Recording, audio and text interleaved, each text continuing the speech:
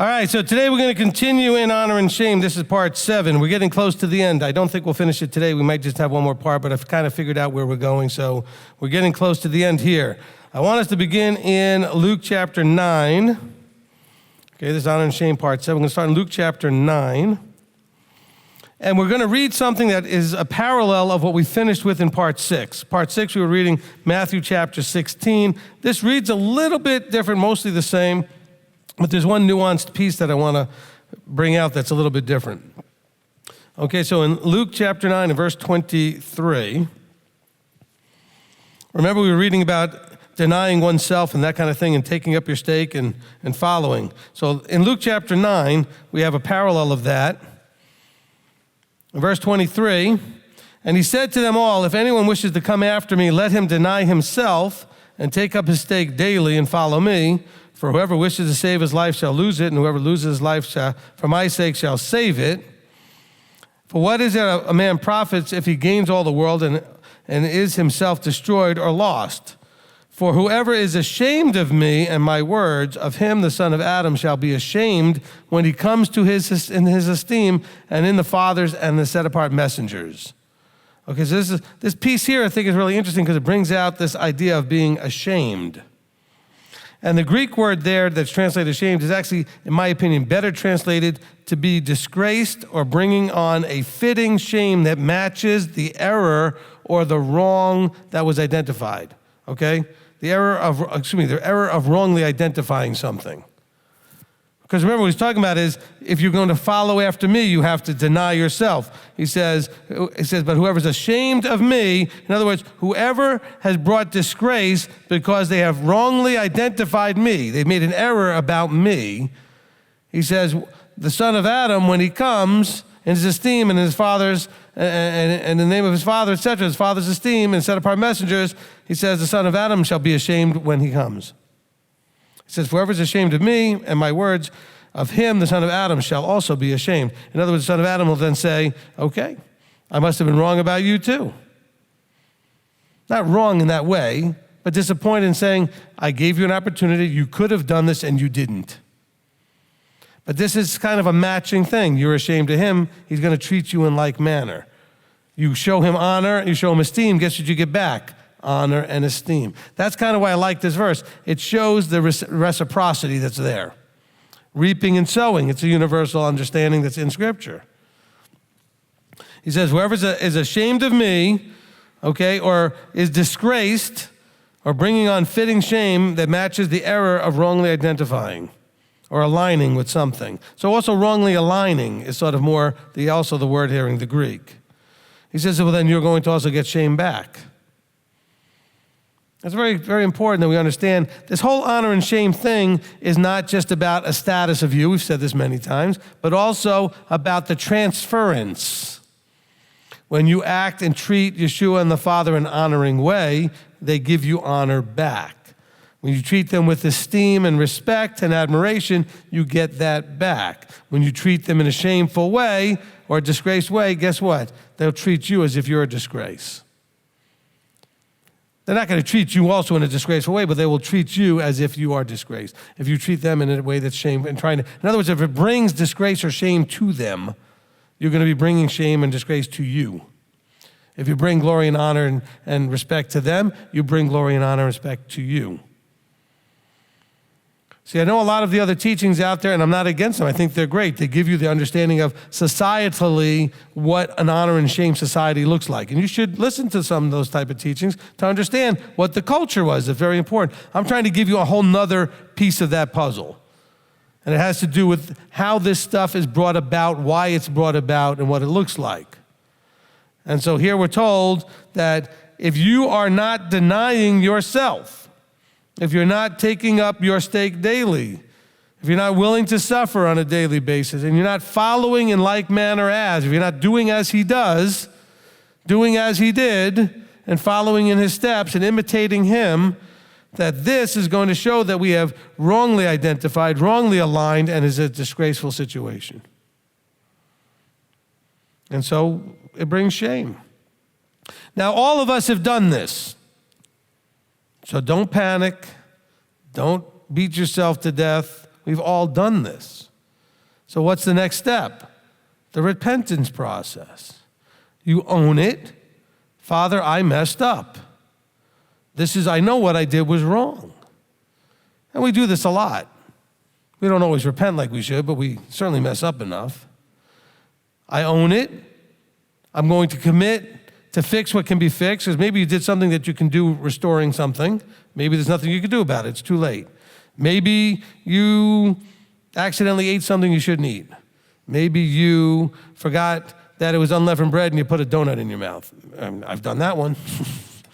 Okay, somebody brought them to work. I forgot what was going on because I happened to be keeping only the holy days and I was working during the week at that point. Forgot what it was. Got distracted. We make a lot of mistakes by distraction. You forget what's going on. You get caught up in something. And so what do? You own it. I messed up. I'll give you an example with me. My wife and I were doing Sukkot down here in Tennessee. This is North Carolina, but we were in Tennessee, not far from here, at the Dandridge place. It was 2011, I think. We were still living in New York, but we were hosting it here in Tennessee, just prior to our move to Tennessee. Typical of a lot of the feasts that we've had in the last couple of years, like when we had Passover end on a Friday, what did we do? We had to continue over through the weekend. Do you know why that decision was made? Because of what happened in 2011. Exactly the same thing, but we ended it on Friday because I wasn't thinking ahead enough about what it was going to take to drive home and get home before sundown, which was going to be around 6-something, 7 o'clock, whatever that was. And I had a 12-hour, 15-hour drive to make. That wasn't happening. We didn't get off the property till after 1 or 2. By the time we had a much bigger burden of stuff to bring with less staff because we brought all the cooking things and the food things and we did all that ourselves. So it was much more of an ordeal to pack all that up. And so it took longer. Well, I'm driving home and I pull over. My wife goes, "What's the matter?" And I shouldn't say it was almost. I was in tears. She goes, "What's up?" I said, "We messed up. I messed up. I owned it." I said, "I didn't think this through. Now we got to pull over somewhere, get a hotel, and all this other stuff that I hadn't really thought about." And here we were driving back to New York. I hadn't budgeted for it, hadn't thought about it, hadn't planned for it, because I got all wrapped up just in getting to Sukkot. I forgot this time that happens after. And that's why now when something ends on a Friday and goes from the holy day right into a Shabbat, we plan to get there and stay there until we get through Shabbat. Now, if people live close enough, they could just drive home. That's fine. If you live, less than an hour from here, you could drive that on Shabbat, no problem. A lot of people do ask, by the way, about that whole thing about Shabbat. If you finish work before sundown and you still have a 30-minute, an hour commute, that's fine. Go drive home. That's not your work. You finished work. Now you're doing your commute. Okay, of course, if your commute's 4 or 5 hours, that's not going to work. That's too big a chunk. Now you're not protecting the time. Okay? But see, I owned it. I told her, we prayed, we repented, and I said, we're never doing that again. We're never going to make this mistake again. And that's what you do.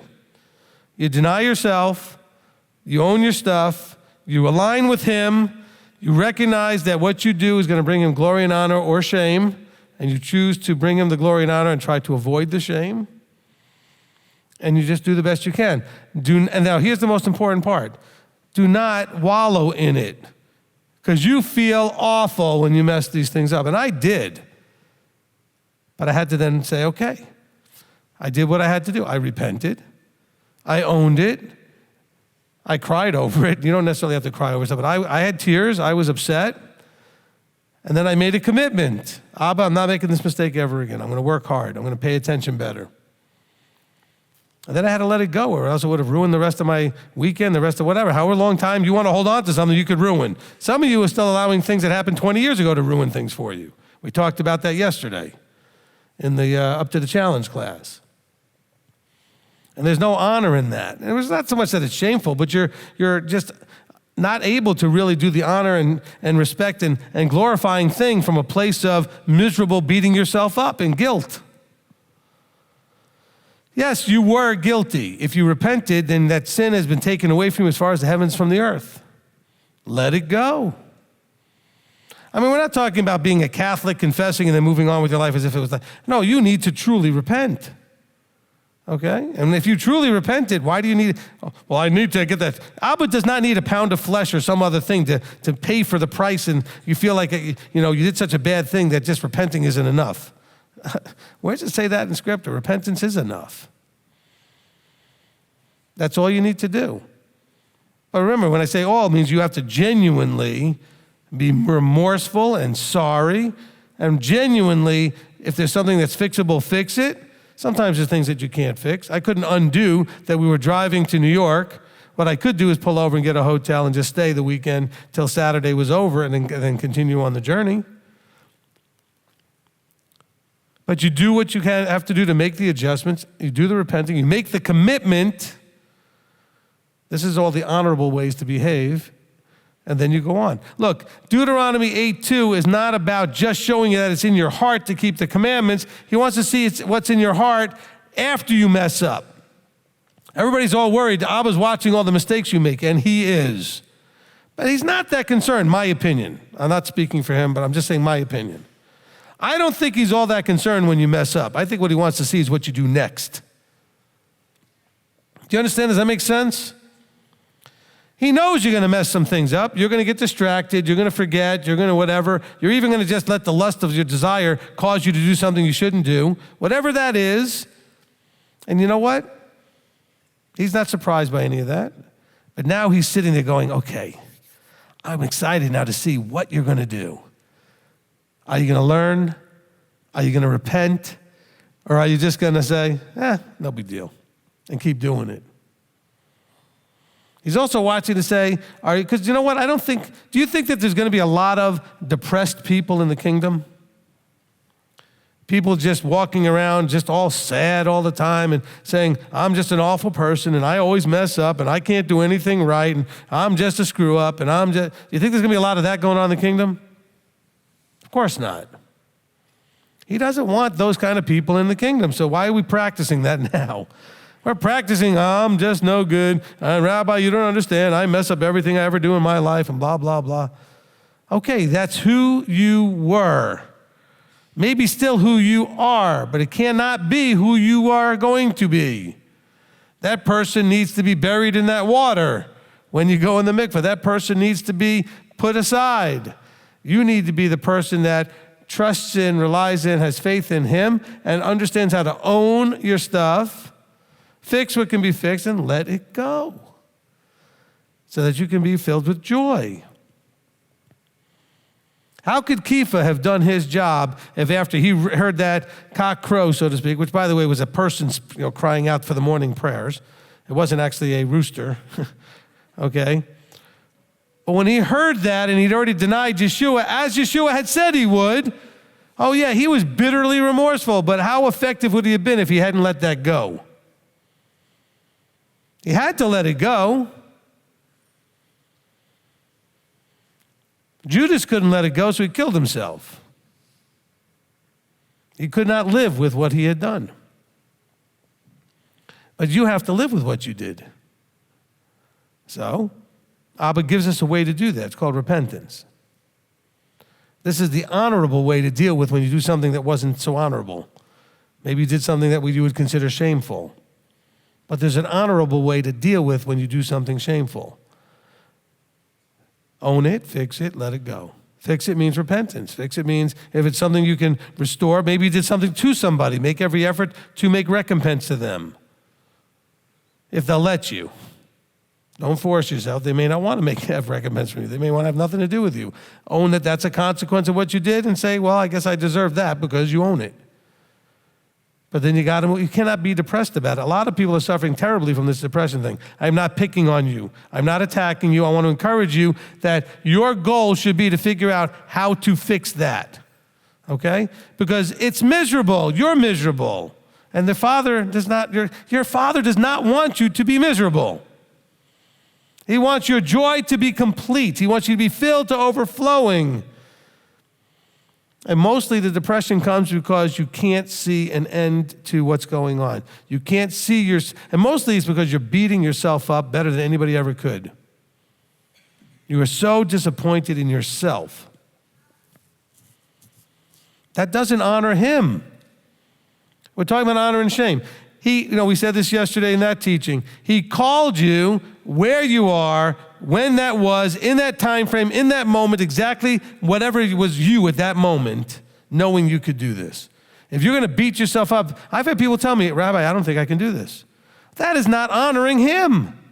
But I understand you're in a psychological and emotional place where that's still who you are. You have this defeated mentality. You're so easily, and I'm not saying that in like a picking on you way, you have this ease of falling into that self-doubt, self-beating up type of thing. That's not honoring to him. Now you're going to beat yourself up more because you're doing it. I just made all the depressed people more depressed. You're welcome. No, I want to encourage you that A, you can find an end to this. In other words, a solution, not an end like kill yourself, because some of you think that that's the solution. No, there is a solution to this. And you can find a path to that solution. And you can find leadership that can help guide you to a path to that solution. But the point is you should be looking for that instead of always beating on yourself saying, I guess I'm just no good. I guess I just can't do this. I guess I'm just too sensitive. I guess I just whatever. You know what you say in your own head all the time. I don't have to give you the words. You already know the words. You say them all day long and all the time. Too much. At some point, you got to say enough. My father didn't call me to be miserable. And stop pointing the finger out, everybody's making you miserable. If there's something that's making you miserable that you can rid yourself of, in other words, you can do something about it, then do it. But then I'll feel guilty about that, because a lot of times it could be something like a loved one in your relationship. It could be someone either living with you, it could be someone that's not living with you, but they are causing you nothing but grief. You got to get the toxic people out of your life. I don't mean like cut them off forever. I mean limit their ability to interact with you and be toxic. I have a few people in my life that tend to be toxic from time to time. And you know what? I have no problem on the phone with them without getting angry. And before I get angry, just hitting the end button. And then they go, did you hang up on me? Yes, I did. Well, how come? Because it was going in a direction that I had no interest in. And I've already told you I'm not going to have those kind of conversations. So if you're going to go there and you're going to have all that, click. Now, I'm not saying slam, and I've lost my shalom. I do that before losing my shalom. And then I don't start overthinking it for the next hour, 5 hours, all day long, feeling horrible that I hung up on that person. And I'm not trying to get you all to hang up on people. I'm saying figure out some way to limit the inflow of toxicity from people in your life that are causing you so much strain in your emotions. Amen? Spend less time with them. Or better yet, make sure that if you are going to, whatever you do, tell them, this thing is not working for me. If we can't figure it out, I will have to limit the interaction. Then they'll throw all the guilt and all the manipulation emotionally at you, and you have to say, see, that's exactly what I'm talking about. Just call them right out on it. See, what you just did, that's the problem. Then they'll throw more of it at you, and then you say, I'll see you next week, or I'll see you next month. You think about that. I'm not mad at you. I'm not punishing you. I'm protecting me. But if you're going to come across and they hear anger and bitterness, now those words don't work. Do this before you get triggered. And say, hold on, time out. No, we're not doing this. We're not doing this dance that we always do. If you want to do that dance, do it by yourself. Okay, I'm leaving or I'm hanging up the phone or whatever it is. Or they can leave. Maybe they're staying with you and they need to leave. Whatever it is. Why do we, but they're my mother, they're my father, they're my brother, they're my, whatever. What do you have all these buts for? You know what? Here's the rule. Rule number 1, if you're not going to deal with it, I don't want to hear you complaining about it. Is that fair? No clapping. Okay, so you're all thinking, oh no, okay. But that's what everybody should be thinking. Look, if you're not dealing with it, why do you put it on everybody else to whine and complain and wear them out with your drama? Now, that's not to say don't call for counsel. That's different. Call for counsel. I do want to help you with it. But I'm saying is if you're just complaining, like in conversation, and it's not in counsel and everything else, if you're not willing to do something about it, don't complain. I've told people this many times. Well, but I can't, do this or this or this with that person. Well, then own it and say then you're to be okay with it. If that toxic person is somebody you can then choose to handle without it destroying your shalom and everything else, and you can love them through all that, they need that, by the way.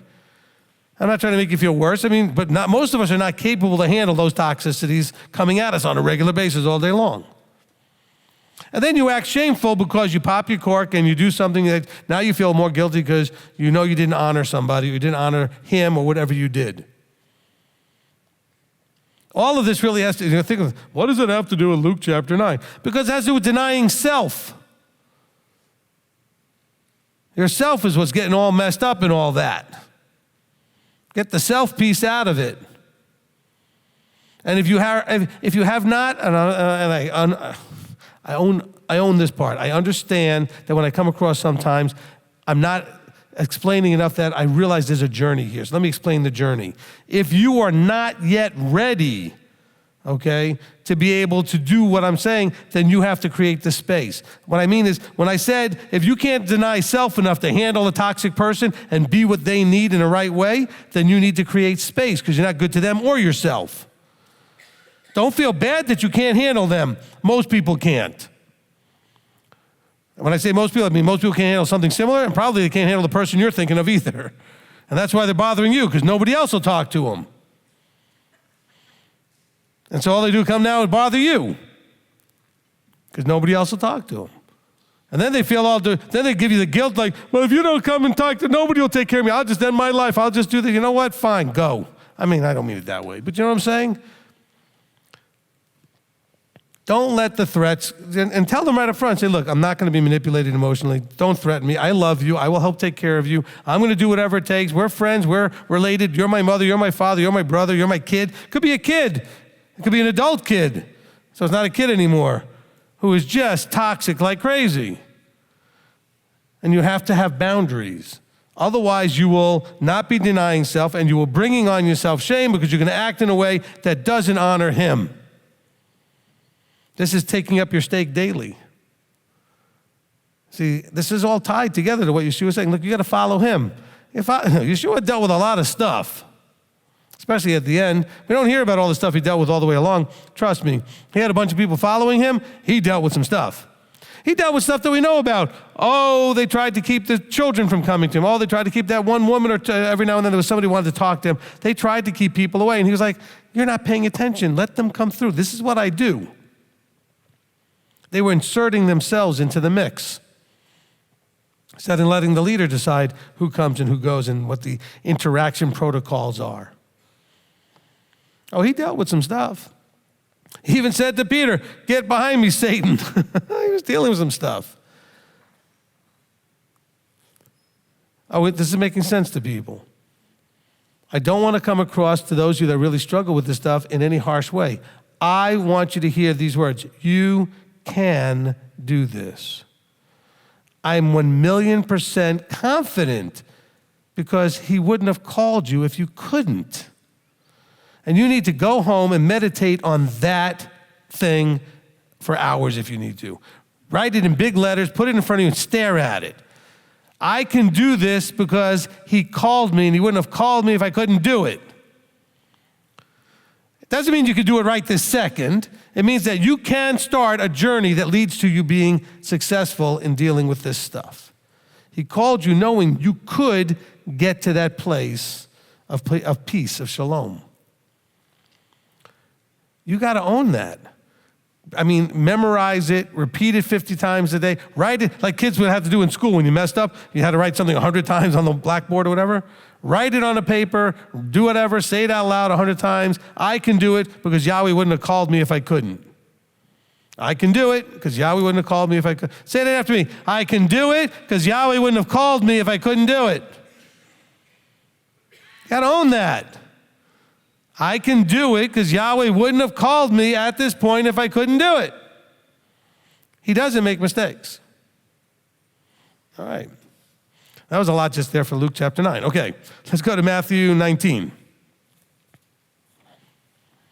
Listen, I'm being very strong about this because I have my heart pulled for watching how miserable you people can be. I watch you in pain. I watch you sad. And I know it's because of not just something that just happened that moment, but it's ongoing. It's made you, your intrinsic nature has become sad or depressed or frustrated or defeated. Because you ever look at somebody and they're very upbeat and they look like they're all happy and everything's going good, and you go and you wonder, how'd they do that?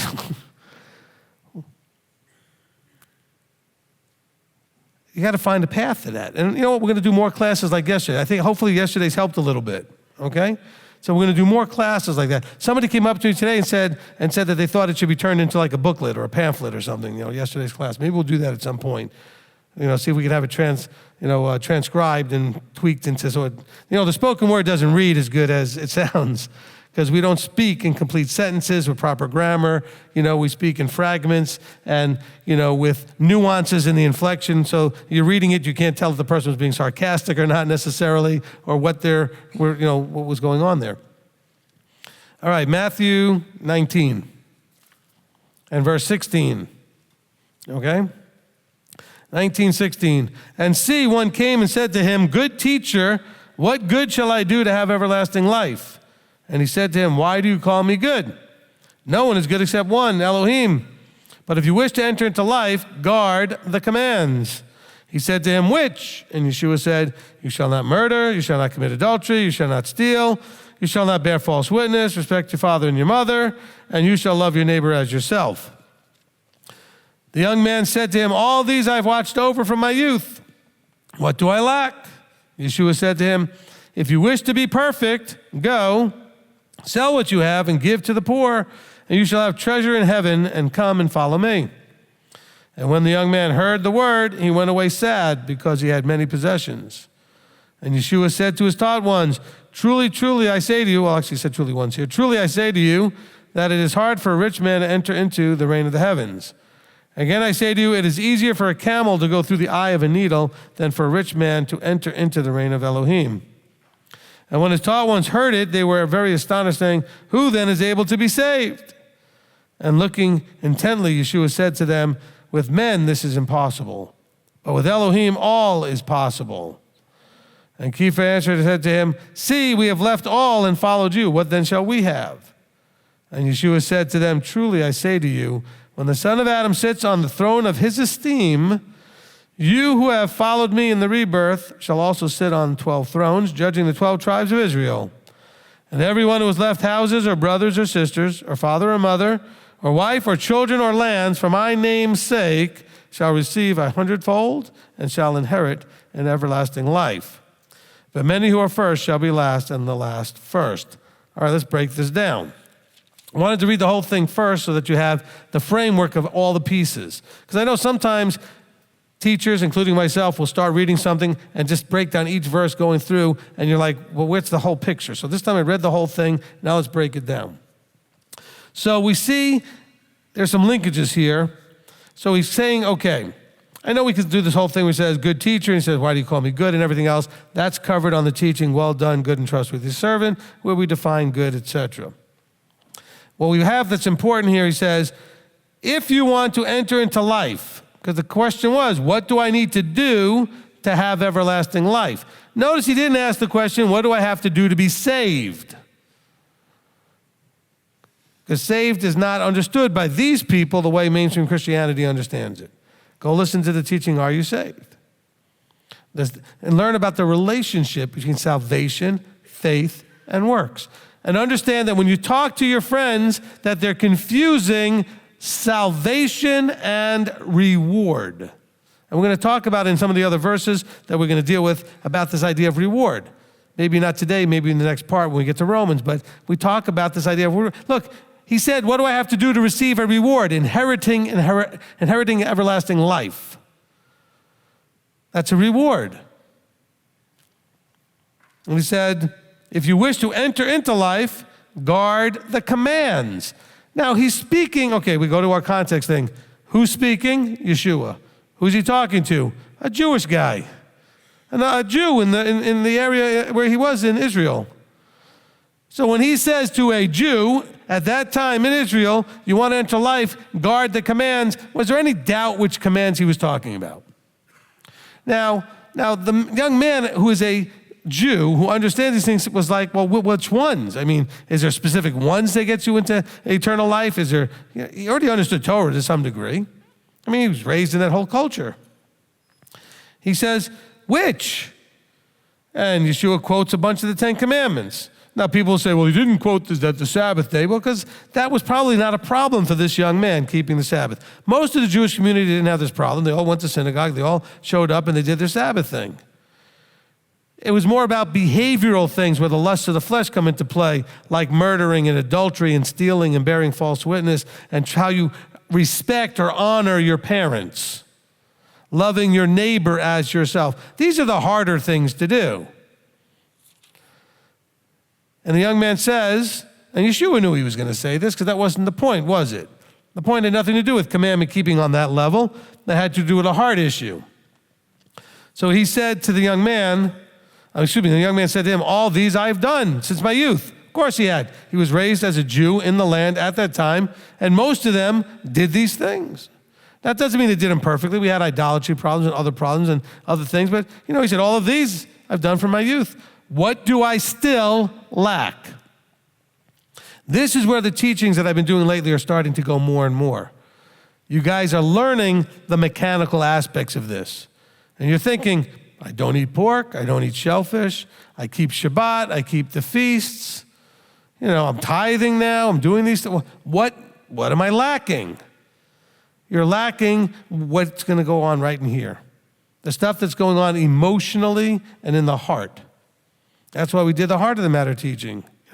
64 parts because it's that important, it's that big a deal. So here's the issue here. He goes, if you wish to be perfect. Okay, so now he goes, the guy never said anything about being perfect.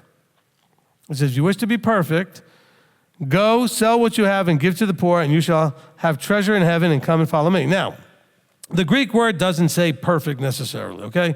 It has a couple of possible meanings that I think are much better. He says, one definition is complete in all its parts. That makes a lot of sense for a guy who said, what do I lack? And he said, well, if you want to be complete in all your parts, in other words, you might be missing something, he says, go sell what you have, give it to the poor, and come and follow me, because then you'll have treasure in heaven. He says, this understanding of being complete. Now, we're going to hold our place here in Matthew, and we're going to jump around to some places as we look at verses to help us see how that meaning and the different meanings I'm going to give you actually play in other verses. Okay, so you can see that that's actually one of the better ways to translate it depending on situation. So in this case, we're going to look at the idea of being complete in all its parts. Look at Matthew 5 and verse 48. So we're going to turn some pages here. So when he says, therefore be perfect as your Father in the heavens is perfect, is that possible for us? No. But we can be complete in all our parts. But complete means that we understand how to repent. We understand what we're supposed to do. Let me say it the other way. We understand what we're supposed to do, and when we don't do what we're supposed to do, we understand how to repent, and then go back to doing what we're supposed to do. That's how you become complete. You end up getting integrity mixed into this, where it's the idea of being filled with integrity. Your Father in heaven, so both those definitions work for Matthew 5:48. He said, therefore be filled with integrity as your Father in the heavens is full of integrity. I had this in a different order in my notes, but since I mentioned the integrity part, let's go to Genesis 17:1. Okay? Because that's also a part of what the Greek word would give you. Okay, in the Hebrew it's tamim, in this case with the integrity. Genesis 17:1. And it came to be, when Abram was 99 years old, that Yahweh appeared to Abram and said to him, I am El Shaddai, walk before me and be perfect. Be filled with integrity. Okay, be filled with integrity. All right. Also in Psalm 119, in verse 1. Psalm 119, and in verse 1. Blessed are the perfect in the way, those who have integrity. Because if it says, blessed are the perfect in the way, we're not talking about anybody but one. So it can't mean perfect, but it has to do with integrity here. There's also a meaning for that word in the Greek that could be understood as mature. In other words, from going through the necessary stages and processes to reach the end goal. That's what I mean by mature here, okay? Someone that has gone through the necessary stages and processes to reach the end goal. Let's look at 1 Corinthians 14:20. 1 Corinthians 14 and 20. Brothers, do not be children in your thinking, but in evil be babes, and in your thinking be mature. In other words, be perfect, having gone through the necessary stages to reach the level that's necessary to handle the truth. And our thinking should be mature. See, it's not necessarily fit, the word integrity can fit here as well, but not in the same manner. Because look at the comparison. He says, brothers, don't be as children. So he's giving us this comparison between child and someone who's mature. He says, but in evil, in other words, in doing things that are inappropriate and wrong, be like a babe. They don't know anything. Be innocent, in other words. But in your thinking, be mature. Let's look at Ephesians chapter 4. Seems like we end up in Ephesians 4 a couple of times lately. And we're going to look at the verses that have to do it again with the fivefold ministry. But look what it says. It says, he himself, verse 11, gave some to be emissaries, some prophets, some evangelists, and some shepherds and teachers for the perfecting of the set-apart ones, for the maturing of the set-apart ones, to help the set-apart ones go through the necessary stages and processes to reach the end goal. Doesn't that definition make a lot more sense than the other side idea of perfecting them? They're here to perfect them. What in the world does that mean anyway? I mean, the idea of perfect. But it says that these guys, these fivefold ministry people, are to be there to help you grow by going through the necessary stages, helping you to encourage you to understand the necessary stages and processes that you have to go through to reach the end goal. In other words, to mature. For the maturing of the set-apart ones to the work of service, to a building up of the body of Messiah.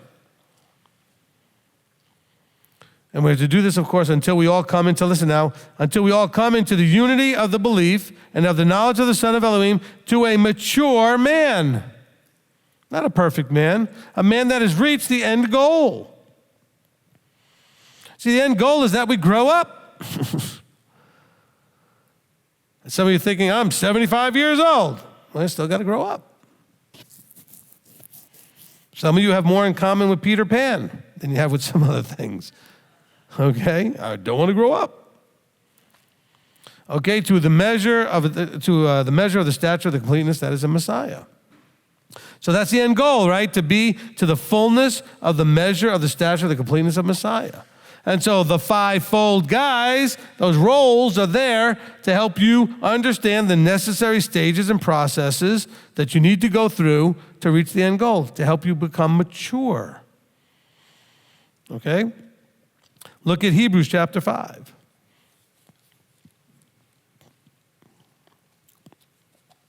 All right, Hebrews chapter 5 and in verse 12. Okay, Hebrews 5 and verse 12.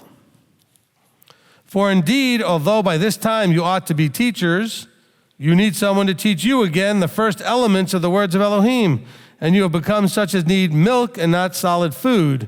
For everyone partaking of milk is inexperienced in the word of righteousness, for he is a babe.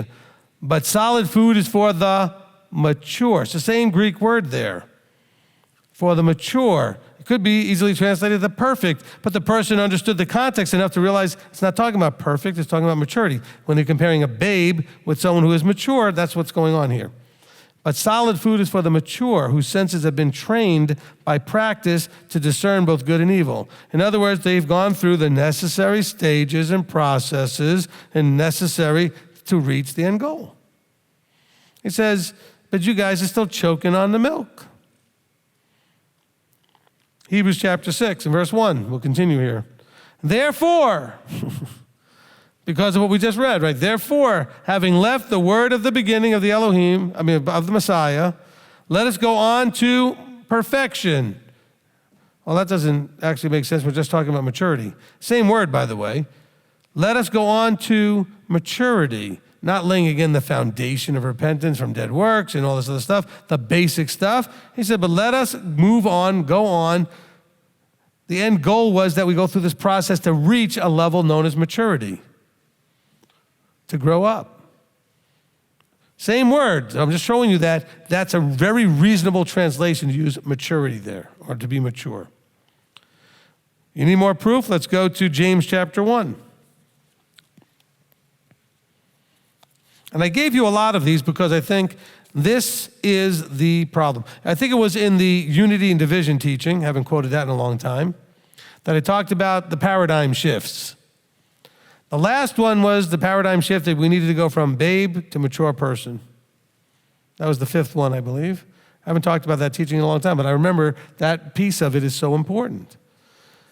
You discovered, or you came to realize that there really is a creator being. You came to realize that he really wanted you to do and not do certain things. You came to realize that all of that works in the context of being an Israelite. You came to realize Torah was relevant when you were taught it was done away with. And you did all these mechanical changes, and then we get to the last stage.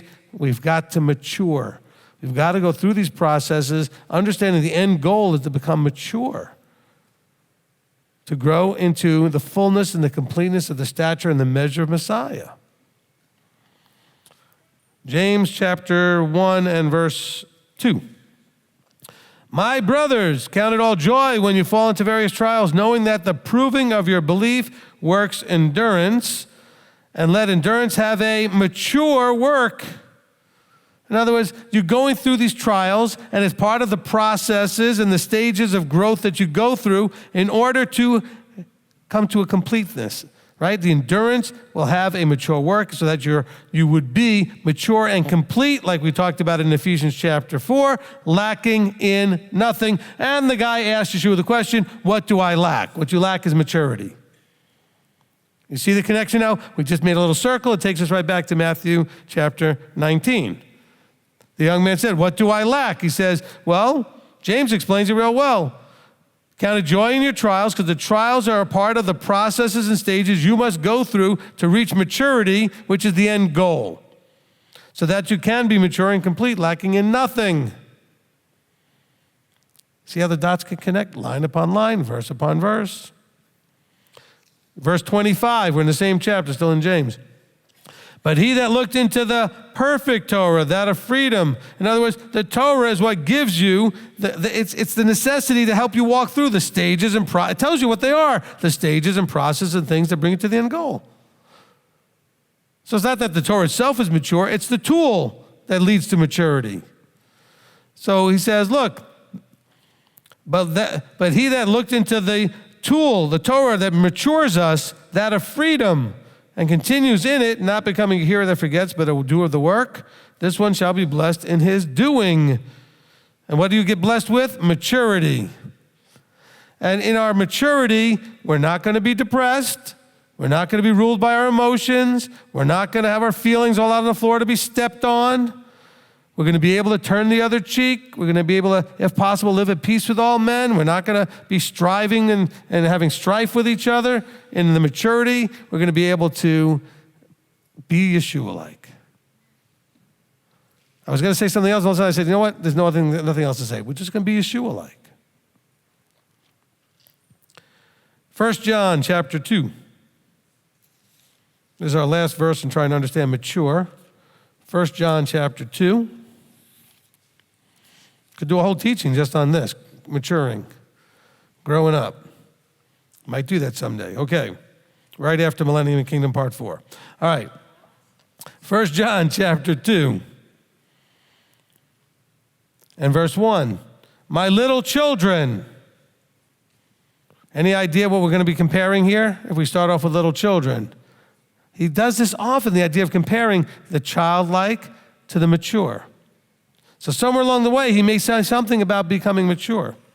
My little children, I write this to you so that you do not sin. And if anyone sins, we have an intercessor with the Father, Yeshua Messiah, a righteous one. And he himself is an atoning offering for our sins, and not for ours only, but also for all the world. What he did what he did for everybody. But everybody doesn't get in. There's part of the disconnect. The reward is not guaranteed by what he did. The reward is just made possible for everyone as now an option. It's now a possibility that didn't exist if he hadn't done what he did. There would not be any eternal life for you. This is what's so tremendous about our Messiah. He made something possible that otherwise would not be. He says, verse 3, and by this we know that we know him. Remember, knowing's relational. If we guard his commands. This goes back to the ones who said, Lord, Lord. And he said, I didn't know you. Because those people, he said, because you were working iniquity. You were doing unrighteousness. You were not keeping Torah. So they didn't know him. They thought they knew him, but they didn't. The one who says, I know him, and does not guard his commands is a liar, and the truth is not in him. But whoever guards his word, truly the love of Elohim has been, it's worked its work. It's been doing the goal of maturing them in him. Truly the love of Elohim has been perfected in him. It has gone through the stages and processes to reach the end goal if he actually knows him and guards the commands. He says, by this we know that we are in him. Verse 6, the one who says he stays in him ought himself also to walk even as he walked. That's the whole point of all of this. Yeshua says to the young man, we're going to go back now to Matthew 19. He says, young man, after you do these things, follow me. Walk as I walk. So let's go back to 19, Matthew 19. Because I know I say things sometimes and some of you are thinking, yeah, but I don't know, is that really the right definition? Are you just spinning things or whatever? I think we can agree that the best translation of that word in those verses that I read you was maturity, and the other verses was integrity. Nowhere is perfect the best translation, because none of us can be that.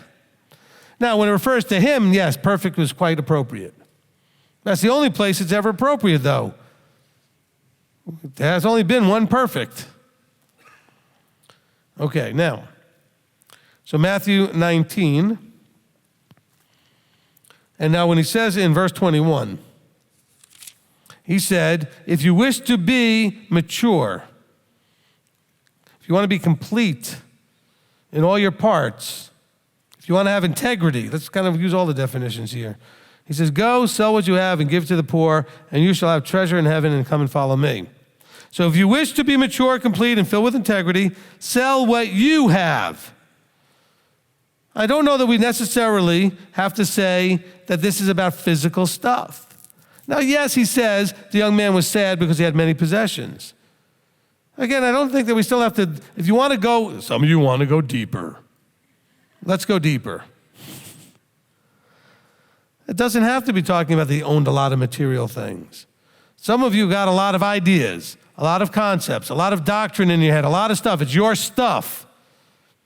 And he says, well, go get rid of your stuff, because you can't follow me and take on all of my stuff if you're all filled up with your stuff. You got to make room for it. That's basically what he said to the young man. He says, you've not made room for the rest of the stuff. You're still focused on the milk, which is the basic mechanical simple things. Oh, that Torah is so hard, nobody can do it. Really? Come on. Moses didn't think so. We read that in the end of Deuteronomy, right? In chapter 30, he says it's not so hard. You got to fly up into the heavens to go get it, or swim across the sea to go get it. I mean, come on. Which command is so hard? Anybody. Is there really a command that's actually hard? It's challenging in the world we live in, like when your boss wants you to work on Sabbath or something like that, or the whole world turns Christmas lights on and trees everywhere starting in September. Makes it tough. You go to places, all they want to do is cook unclean things. But for you, for your part of it, is it really hard to do?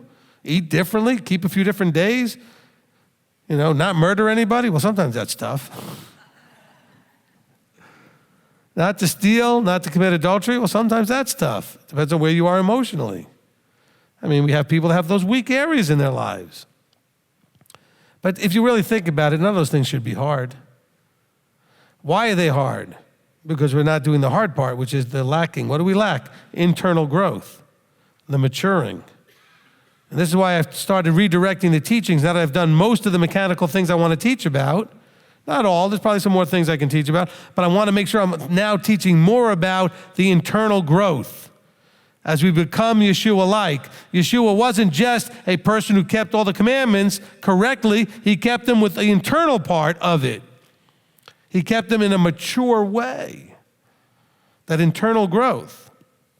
So he said to the man, go sell what you have, give up your stuff, what's all about you, what you own. By the way, you own your thoughts, your ideas, your preferences, and the me, I don't like, I like stuff. And selling it was a metaphor, if we want to take this deeper. Peshat would be, he had a lot of physical possessions, and Yeshua told him to literally go sell all of his stuff. But then we can look at what it hints at, or the allegorical part of it, some of that deeper stuff, if that's what you want to do, and say, well, all of those things that were his preferences were things that were his, and selling it means to get rid of it. Get rid of those things. But look at what happens here. Okay, and I guess the way I put this in my wording is unburden yourself. I'm looking at my notes. Make a note of it. Rabbi actually looked at his notes.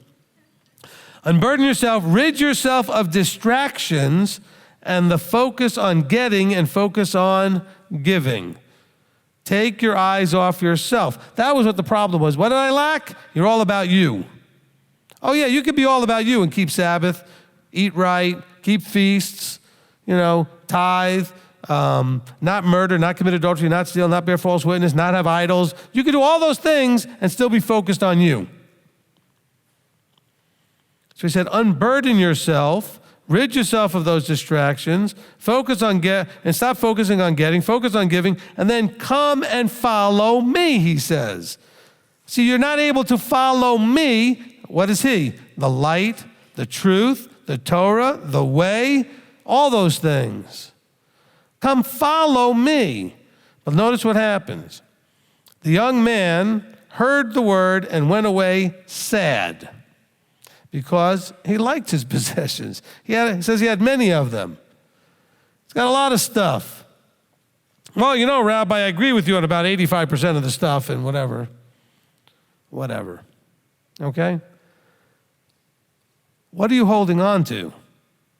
Now, even more important, I have a question for you. Are you attached to anything, in verse 22, right? Anything that would make you sad enough to walk away? I've had lots of people walk away from this ministry because they were attached to some stuff they weren't willing to let go of. And that's the reality. Almost everybody that left because they were attached to some stuff. Not physical stuff. A lot of them were fairly poor. So it wasn't like they had lots of expensive stuff. It was that internal stuff. They didn't want to, and as a matter of fact, some of them left simply because they didn't want to face dealing with their stuff. Literally. Literally left because they would not counsel. And because I was pushing for them to counsel, because I said, I can help you. But they went away sad. Actually, mostly they go away mad because they don't want to see that you're sad. So sad turns into mad because that's a reaction that you lash out with so that nobody knows that you're sad. So it looks like mad. So then we get to verse, 25 to 26 there. It says, well, who was able to be saved? So then who was able to be delivered? Delivered from what? All of this mess. Delivered from immature baby, selfish, self-centered, immature to grown up, complete, the stature and measure of Messiah. Mature. Who's able to get there? Because he said a rich person can't get there. Someone who feels he's got it all, doesn't need anybody's help, doesn't need anything from anybody. Let's keep the metaphor of this is now not talking anymore about physical things. Right? The person, he says, it's easier for, he says it's harder for a rich man to enter into the kingdom. He says it's really hard. It's easier for a camel to go through the eye of the needle than a rich man to enter the kingdom. Now, if the legend that I hear is true, you can see how it perfectly matches this. There's a place in the land called the Eye of the Needle. It's a physical rock formation, and it blocks a path. And to go through it, you have to take your bundles off the camel because it's too narrow to go through. So the metaphor would be great if that's true because it has to do with the idea of unburdening. So it's easier for the camel to unburden and go through the eye of the needle than for a rich person who is fully satisfied that he's got everything he needs to let go of his stuff, to recognize that he doesn't have everything he needs, to unburden that stuff. I've talked to people. I don't need any help, Rabbi. I'm good. None of you are that. Every one of you needs help. Remember I told you the other day that you are all, weird and messed up and, What did I say? I said, what's wrong with you? Well, there's something wrong with all of us. So no, you don't have to say what's wrong with you to anybody. Go look in the mirror and say what's wrong with you. Some of you say that too much, though, because you don't want to just own it and fix it. Then you use it to be depressed. Yes, there's stuff wrong with us, but you could also find a path away from that and fix it. Otherwise, he wouldn't have called you in that place. I know I can make it because Yahweh called me, which means I can make it. I can do this or Yahweh would never have called me. Keep telling yourself that stuff because it's true. I mean, there's not a whole lot of things maybe that I could say with adamance. That's one of them. There's no way that he called you just to torture you because that would be like the hell that the Christians all believe in. But you wouldn't be dying to go there. You're living it. Some of you are living in hell. In other words, the hell of Christianity. In other words, the idea of being tortured day and night. You're already tortured day and night. But you have a choice. You could choose to stop that nonsense. You could put an end to that in your life without ending your life. It can be done. And I can help you if you would let me. Okay. So continuing here, he goes, the person asks, well, then who's able to be saved? And he says, with men, this is impossible, but with Elohim, all is possible. So what this is saying is this, going about it, in other words, doing it man's way, it won't work. It's impossible if you're just going to go about it your way. I'm not saying man's way, meaning that there aren't some ideas in psychology and other places that there are things that can help you. I'm saying it's going about it thinking you're just going to go ahead and do whatever you want, that's going to fix it. That's not possible. You can't find your way to deliverance by yourself. Your emotional stuff needs professional help, or whether it's from a counselor like me or it's a counselor, whatever it's going to be. He says, but if you're going to go about it and do it Elohim's way, and part of Elohim's way is to do it within the framework of a structure, to seek professional help with different things that are in your life. I mean, I know that I can maybe change the oil on my car, but I'm not going to change the radiator out or the brakes or the belts. I have no training in that. I will do more damage to that car than anything else. I'm sure I can look up videos and get a manual and everything, try to figure it out, but I'm not likely to do very well with that. But I can go to a professional, and they could do it in no time at all. Perfect, boom, done. Seek help from the right people for the right stuff in your life. So he says here, so then who's able to be delivered? Delivered out of the stuff that the young man was struggling with. Okay? Because he already answered the man's question. If the man had not said, well, what do I lack? Then the answer of guarding the commands would have stood. This whole conversation is to show you've got another problem. And now the disciples are asking, okay, if it has to do with really selling everything and unburdening and letting go of all our stuff, then how is that going to work? How is that, how are we ever going to get there? And it's not because he talked about rich people. Not everybody was rich. And they're saying, well, how can anybody be saved? Is what they're saying. Well, then who's able to do this? It wasn't about physical wealth. They knew that. They understood that. Because some of them would have been thinking if it was about physical wealth, they would have been saying, hey, no problem. I'm not rich. I can get in, I guess. It's not about money. It's not about physical things. It's not about owning too much physical stuff. I mean, some of us do own way too much physical stuff, but okay. But he says, with men, this is impossible. With Elohim, all is possible. So that means that Elohim, when he called you knowing that it was possible, that you could find the right people to help you through the right processes so that you could get there. Don't read this like a Christian that somehow he's just going to wave his magic hands and boom, all your stuff is fixed. Don't read it that way. Because I know some of you have read it that way in the past.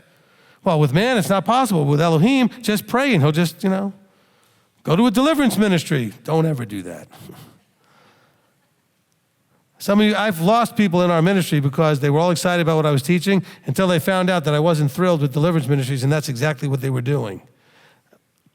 I'm very concerned often about that whole process, okay? And it's not ever what I see in Scripture. I never have seen anybody do a repeat after me, recite this thing. Nobody in Scripture ever told anybody to say anything in order to have anything happen. What casting out you see, the person who did the casting out did all the talking. And not a whole lot of it either. Like, get out. That was pretty much it, okay?